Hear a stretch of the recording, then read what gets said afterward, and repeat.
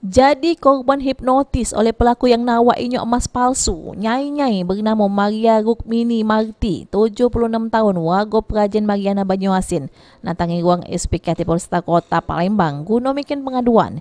Juru pengaduannya korban nyelas kalau waktu itu dia nak belanja ke pasar 16 Sele. Pas di kawasan Masjid Agung tiba-tiba korban diparai oleh pelaku. Terus nawainya emas seberat 3 suku. Pas korban lagi ngecek emas tersebut, tiba-tiba korban tak sadar ke diri, terus nunjuk duit sama cincin setengah suku sama pelaku.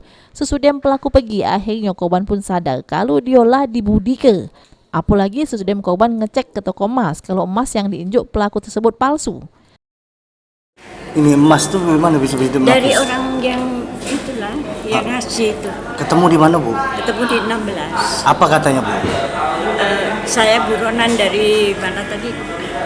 Bingung saya juga nak. Saya dari jalur 8. Saya mau juga perlu duit katanya. Ibu kasih ini, nanti ibu jual, ibu untung. Gitu. Jadi ibu kasihkan gitu. Atas kejadian ini, korban pun cuma pacak berharap supaya pelaku yang sudah mudikannya gancang ditangkap oleh polisi. Abidin Iwanto, PAL TV.